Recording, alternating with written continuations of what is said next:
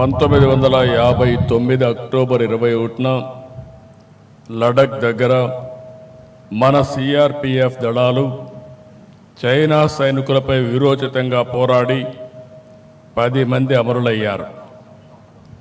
వారిని స్మరించుకునేలా ప్రతి ఏటా అక్టోబర్ 21న పోలీస్ అమరవీరుల రోజుగా ఘనంగా జరుపుకుంటున్నాం. వారి త్యాగాలను, బలిదానాలను గుర్తు చేసుకుంటూ మనం అందరం కూడా స్ఫూర్తిని పొందుతున్నాం. ఈ సంవత్సరం దేశవ్యాప్తంగా విధి నిర్వహణలో 192 మంది పోలీసులు అమరులయ్యారు. వీరికి నివాళులర్పిస్తున్నాను. వారి ఆత్మకు శాంతి కలగాలని భగవంతుణ్ణి ప్రార్థిస్తున్నాను.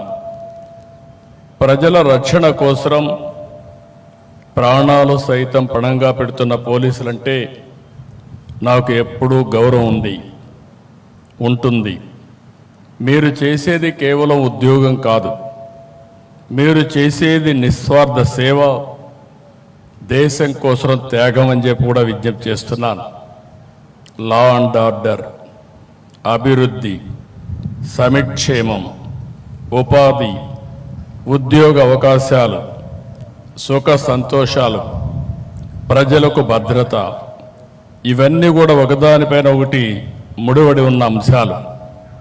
సమాజంలో అలజడులుంటే పెట్టుబడులు రావు. అందుకే నేను ఎప్పుడూ లా అండ్ ఆర్డర్ పైన ఖచ్చితంగా ఉంటాను. No compromise on crime, zero crime మన లక్ష్యంగా పనిచేయాల్సిన అవసరం ఉంది. ఏవి పోలీసులు అంటే ఒక బ్రాండ్. ఫ్యాక్షనిజం, నక్సలిజం, కమ్యూనిజం, రౌడీయిజాన్ని అణిచివేయడంలో మీరు దేశంలోనే మంచి పేరు తెచ్చుకున్నారు. ప్రమాదం కావచ్చు, నేరం కావచ్చు, విపత్తు కావచ్చు, కరోనా లాంటి మహమ్మారి కావచ్చు, ముందుండి ప్రజల కోసం మొదటి అడుగు వేసేది పోలీసులే. మీ కుటుంబాలకు సమయం ఇవ్వరు, మీ పిల్లలతో గడపలేరు, ఎప్పుడు ఎటు పరిగెత్తాలో తెలియదు. పండగైనా, పబ్బం అయినా, ఎండైనా, వానైనా, పగలైనా, రాత్రి అయినా ప్రజల కోసం పరుగులు పెడతారు. ఎప్పుడు విధులకు వస్తారు.